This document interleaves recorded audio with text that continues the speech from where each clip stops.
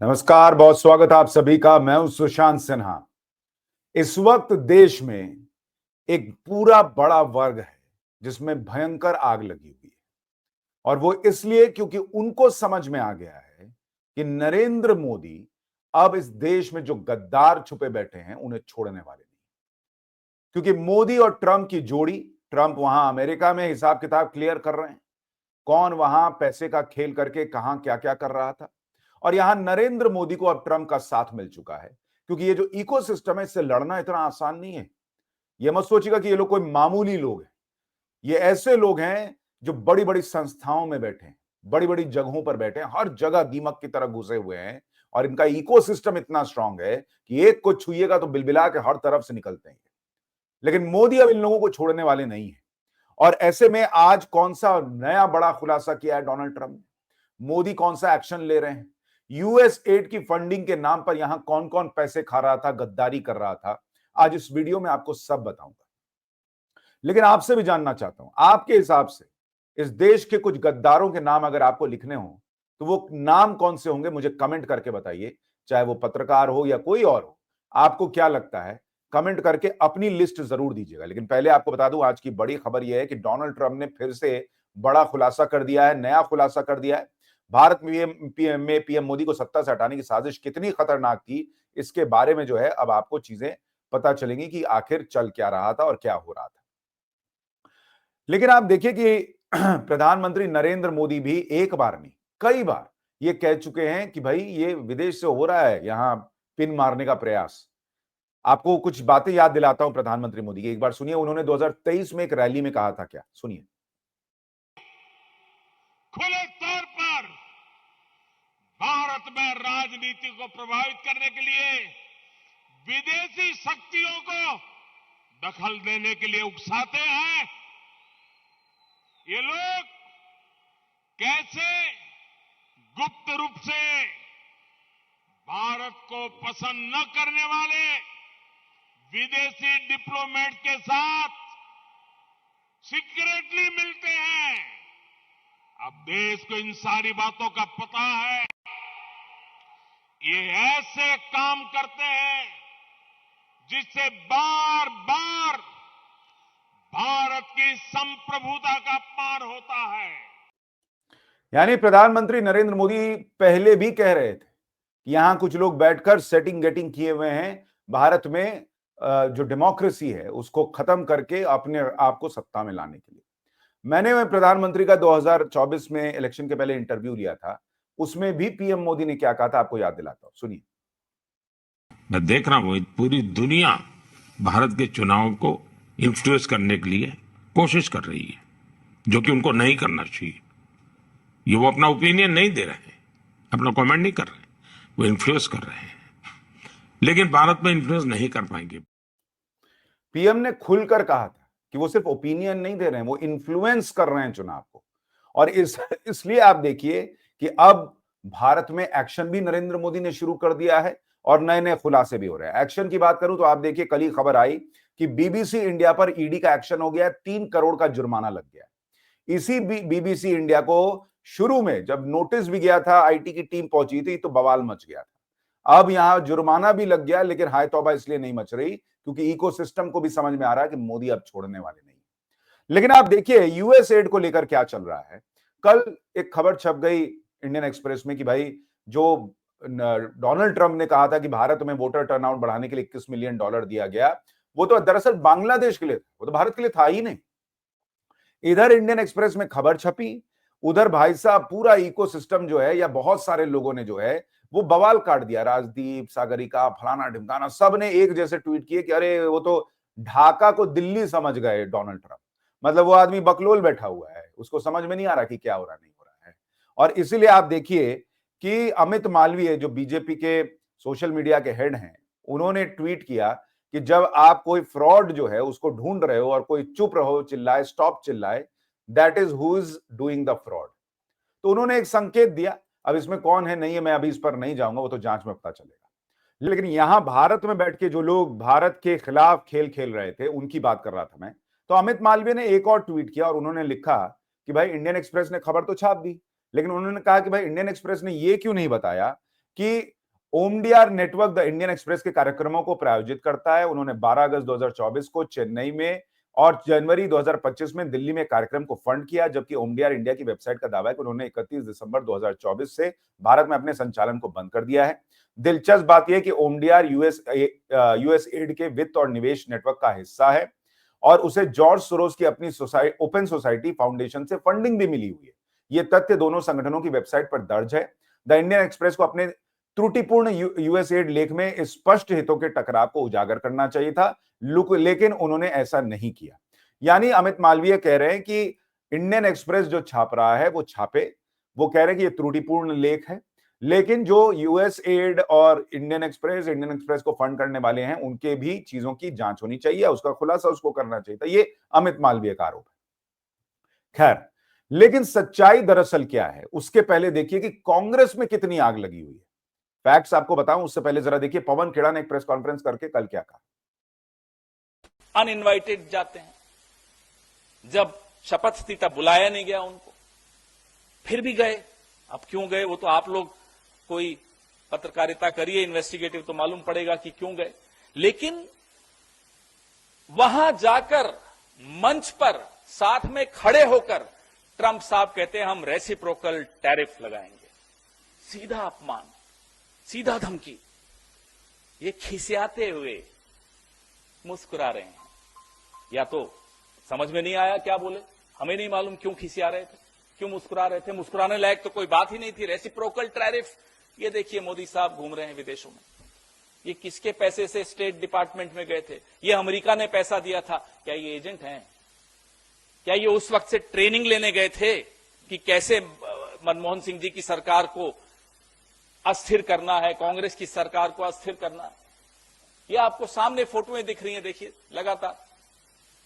ये नौजवान है मोदी जी, देखिए, तब 50 इंच थे, अब 56 इंच हो गए, देखिए।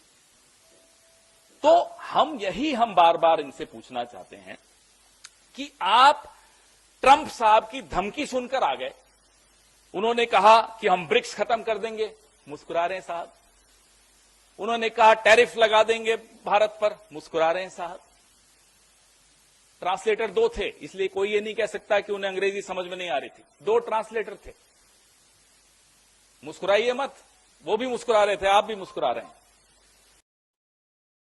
ये आप इनको कितनी आग लगी हुई आप ये देखिए। अभी तो ये साबित भी नहीं हुआ है कि यूएस एड का पैसा आया वोटर टर्नआउट बढ़ाने के नाम पर, वो इन लोगों के पास गया भी नहीं गया, किसके पास गया नहीं गया, उसका इस्तेमाल क्या हुआ। अभी तो जांच ही शुरू कराई है मोदी सरकार ने। यह ऐलान हो गया कि जांच शुरू हो गई, लेकिन उसी में इतनी आग लग गई कि भाई नरेंद्र मोदी के पुराने दिनों के फोटो निकाल कर ले आए जिसमें वो अमेरिका में दिख रहे हैं। मोदी ये थोड़ी कह रहे हैं कि कोई भी अमेरिका गया है तो वो अमेरिका के पैसे से गया है, उसने देश को बेच दिया है। वो गए अपने आप कर देते उनको जेल में बंद, निकालते कि पैसा कहां से आया था। इतनी ज्यादा आग लगने से पब्लिक और शक कर रही है कि धुआं यहीं से क्यों निकल रहा है। कह रहे ट्रंप ने बुलाया नहीं, चले गए। अरे भैया, थाईलैंड में छुट्टी मनाने थोड़े ही जा रहे हैं राहुल गांधी की तरह बैंकॉक में कि कभी भी कोई भी टिकट कटा के चला जा सकता है। अमेरिका का राष्ट्रपति बुलाएगा तभी जाते हैं भाई, वहां बैठा के डिनर करा रहे हैं, वो लिख रहे हैं Modi is great, Indian prime minister is great. लेकिन इन लोगों को इतनी आग लगी हुई है, हड़बड़ाहट में कुछ भी बोले जा रहे हैं। तो उससे भी लोग कह रहे हैं कि भाई ये जो अलबलाहट है ना इनकी, वो दिखा रही है कि मामले की जांच तो होनी चाहिए। अब आते हैं जरा फैक्ट्स पर कि यूएस एड दरअसल है क्या और ट्रंप ने आज क्या खुलासा किया है। देखिए, यूएस एड की बात जब आप करते हैं तो ये याद रखिए कि यूएस एड आज का नहीं बना हुआ, ये 1961 का बना हुआ है। और तब जो है ये बना था, तब एक विलियम ब्लम करके जर्नलिस्ट होते थे, अमेरिकन ऑथर और जर्नलिस्ट। उन्होंने कहा था कि भाई इसका सीआईए के साथ, जो वहां की खुफिया एजेंसी है, उसके साथ यूएस एड का क्लोज रिलेशन है और ये दूसरे देशों में सरकारें गिराने वगैरह के लिए मिलकर काम करते हैं। फिर 2008 में बेंजामिन डेंगल wrote in the progressive that the Bush administration was using USA to fund efforts in Bolivia to undermine the Morales government and co-opt the country's dynamic social movements. फिर 2010 से 2012 के बीच कहा गया कि भाई ये इसी तरीके का इस्तेमाल जो है वो दूसरे क्यूबन गवर्नमेंट के खिलाफ कर रहे थे वहां युवाओं को भड़काने के लिए। फिर 2012 में आप देखिए कि क्यूबा, वेनेजुएला, इक्वाडोर, बोलीविया और ऐसे तमाम देश जो हैं, उन्होंने ये कहा कि ये यूएस एड के नाम पर जो मेंबर्स हैं इनको अपने अपने देश से बाहर निकालो, ये जो है वो खाली यहां पर तमाशा करने के लिए। तो जब हम यूएस एड की बात कर रहे हैं और कहा जा रहा है कि भारत में वोटर टर्नआउट बढ़ाने के लिए जो है वो पैसा आया, तो आपको ये बात समझनी पड़ेगी कि किसका इसका इतिहास क्या है। हवा में ये बात नहीं हो रही। और ये लोग जो ना, आप समझिए जैसे पुरानी फिल्मों में डागा सेठ होता था कि वो सामने सामने कुछ और काम कर रहा है, 5 अच्छे काम करेगा ताकि आपके समाज में छवि ये बनी रहे कि बहुत अच्छा काम करने वाली संस्था है। लेकिन धीरे धीरे जो है वो पीछे पीछे, जैसे डागा सेठ फिल्मों में देह व्यापार का काम कराता था, बच्चों की ट्रैफिकिंग कराता था, उसी तरीके से ये यूएस एड जो है वो अलग अलग जगह अपने लोगों को बैठा के, और आपको क्या लग रहा है वो ऐसे पैसा देगा, ये सुनो, ए भाई है पत्रकार, तुम ना एक काम करो, ये पैसा लो, मैं तुम्हारे अकाउंट में डालता हूं और तुम ना मोदी के खिलाफ लिखो और भड़काओ इस देश के युवाओं को और इसमें आग लगाओ और इसमें फैक्ट ऐसे गलत बता दो। ऐसे थोड़ी देगा, वो तो घुमा फिरा के देगा, कभी इसकी मदद के नाम पे, कभी उसकी मदद के नाम पे, ऐसे खुला खेल फर्रुखाबादी थोड़ी चलेगा। तो ये जांच भी होगी तो आपको क्या लग रहा है कि ऐसे निकल के आ जाएगा कि फलाने पत्रकार ने पैसा लिया, फलाने इसने पैसा लिया, ढिमकाने उसने लिया। भाई बहुत, जैसे कई बार लोग ब्लैक मनी को इधर उधर करने के लिए इसके नाम पे उसके नाम पे प्रॉपर्टी लेते हैं, उसी तरीके का खेल दिखेगा। लेकिन इन लोगों को समझ में आ गया कि अब खेल दिखना शुरू होगा कि कहां कहां किस किस को पैसा गया, इसी से पब्लिक समझ जाएगी, क्योंकि सबको अंदेशा तो हो ही गया। और इसलिए आप देखिए कि कुछ लोग ये भी डाल रहे हैं कि भाई स्मृति ईरानी को भी पैसा गया, इसको पैसा गया, उसको, वो भी यूएस एड से जुड़ी रही। भाई स्मृति ईरानी जो है वो डब्ल्यूएचओ का ओआरएस का कार्यक्रम था, उससे जुड़ी हुई। जयशंकर जो है वो किस कार्यक्रम से जुड़े थे, एनर्जी और डेट चैलेंजेस वाले जुड़े हुए कार्यक्रम से जुड़े हुए थे। पीयूष गोयल अगर लिख रहे हैं कि भाई जुड़े हैं, तो वो एमओयू साइन हो रहा था किसी बड़े प्रोजेक्ट के लिए, हाइड्रोकार्बन, वोटर टर्नआउट के लिए नहीं हो रहा था। तो डागा सेठ जो अच्छे काम कर रहा था, समाज को दिखाने के लिए ये करे या जिससे भी करे, उससे भाई ढंग के लोग जुड़े हुए थे। लेकिन जो पीछे पीछे काम कर रहा था, उससे कौन जुड़ा है, ये अब पता चलने वाला है। और इसलिए आप देखिए इनको इतनी आग इसलिए भी लगी है क्योंकि अब ये तो ये कह रहे थे कि भाई डोनाल्ड ट्रंप बेवकूफ है, उसको समझ ही में नहीं आ रहा, वो बांग्लादेश को पैसा गया, उसने ढाका को दिल्ली समझ लिया। लेकिन डोनाल्ड ट्रंप ने अब तीसरी बार कह दिया कि पैसा इंडिया को ही गया है। 21 million going to million dollar going to my friend PM Modi. मतलब अब तो मोदी का नाम भी ले लिया भाई, कि कोई कंफ्यूज मत होना, मोदी वाले इंडिया की बात कर रहे हो, नहीं तो ये लोग कुछ और निकाल के लेंगे कि किसी और इंडिया की बात हो रही थी। सुनिए ट्रंप ने अब क्या तीसरी बार क्या कहा।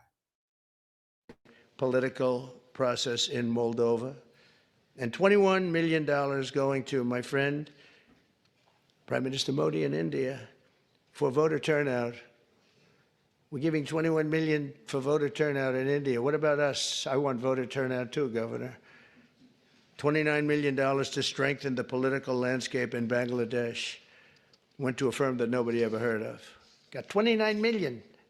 They got a check. Can you imagine? You have a little firm, you get 10,000 here, 10,000 there.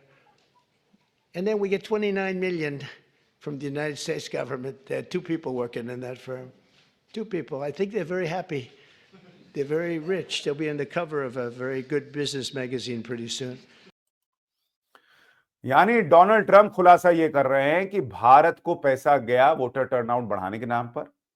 Bangladesh में $29 मिलियन गया, $21 मिलियन नहीं। और वो कह रहे हैं कि $10,000 इधर दिया, $10,000 उधर दिया, इस तरह से करके खेल।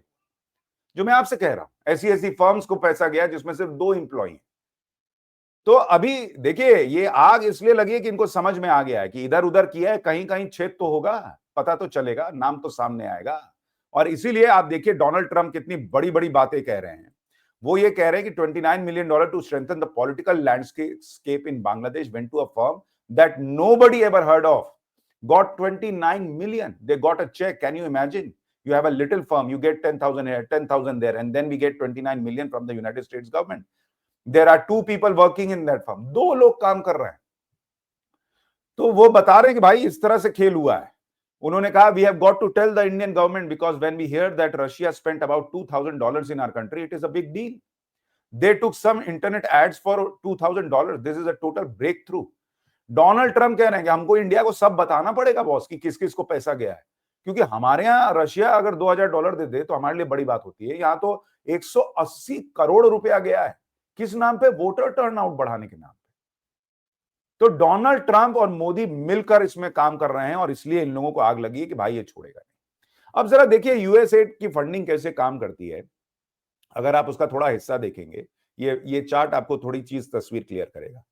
इलेक्शंस को लेके जो यूएसएड की फंडिंग हुई 2013 से 2018 के बीच में $4,84,158 आया, consortium for elections and political process strengthening, CEPPS के नाम पे। और $14 मिलियन से ज्यादा आया democratic participation and civil society के नाम पर 2013 से, और फिर 2013 में आया, और फिर 2020 से 24 के बीच में भयंकर पैसा आया। टोटल $14.6 मिलियन आया।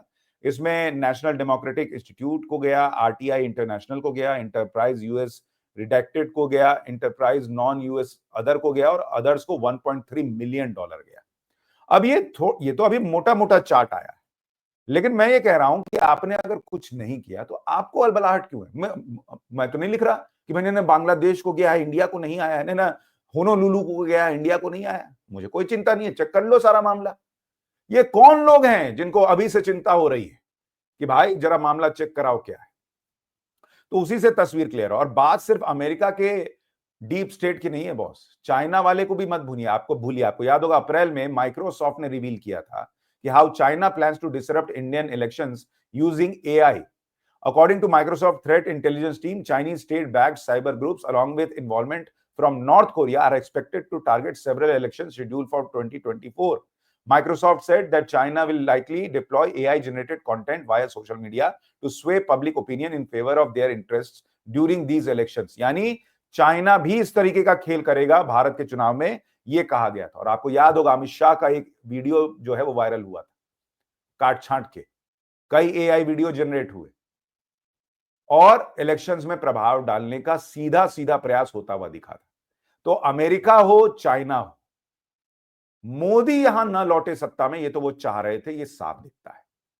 कौन सत्ता में लौटे, वो ये क्या चाह रहे थे, किसका नाम था, ये अब पता चलेगा जब खुलासे होंगे। आपकी राय क्या है, वो किसको सत्ता में लाना चाहते थे? कौन कौन इस US एड की फंडिंग खा रहा होगा? आपको क्या लगता है, मुझे जरूर बताइएगा। लेकिन इतना तो मैं दावे के साथ कह सकता हूं कि ये हवाई बात नहीं है बॉस। हम लोग भी पत्रकारिता कर रहे हैं, हमको भी दिखता है कि अचानक से कैसे इकोसिस्टम एक्टिवेट होता है, कैसे रातों रात चीजें जो है वो सोशल मीडिया पे फैलाई जाती हैं, कैसे टूल किट आता है, उस टूल किट से जुड़ी हुई चीजें जो है एकदम से सोशल मीडिया पे दिखने लगती हैं। दिखता हम लोग सबको है, कई बातें भी पता चलती हैं कि कौन कहां कितना घूम रहा है, क्या कर रहा है, लेकिन वो हमारा काम नहीं है, वो सरकार का काम है। सरकार भी मुझे लगता है इसलिए रुकी हुई थी क्योंकि जब तक ट्रंप जैसा आदमी नहीं है जिसपे आप भरोसा करें कि भाई ये तो मदद करेगा। अब बाइडेन की खुद पैसा खिला रहा है और आप कहिएगा कि भाई तुम्हारे यहां से पैसा आ रहा है, तो तमाशा होगा, बवाल होगा, पूरा इकोसिस्टम वहां से और पैसा आएगा, पंप करके मोदी को हटाओ का नारा लगेगा, भारत को गिराओ का नारा लगेगा। तो इसलिए जो कहते हैं ना कि परिस्थितियां माकूल नहीं थी, अब परिस्थिति बनी। अब बॉस हिसाब तो होगा, मोदी छोड़ने वाले तो नहीं है, ये आप मान के चलिए। और मुझे लगता है यही बात इकोसिस्टम को समझ में आ गई है, इसलिए बवाल मचा हुआ है। इनका अंत होना हो, इस वीडियो का अंत हो रहा है, आपकी राय जरूर चाहूंगा, लेकिन जाते जाते कुछ और याद दिला दूं। और अंत में जाते जाते आपको फिर से याद दिला दूं कि माई 11 सर्कल ऐप डाउनलोड करके इनाम जीतने का मौका है आपके पास। इंडिया पाकिस्तान मैच में अपनी टीम बनाइए और इनाम जीतने का मौका पाइए। लिंक डिस्क्रिप्शन में दिया हुआ है। All the best.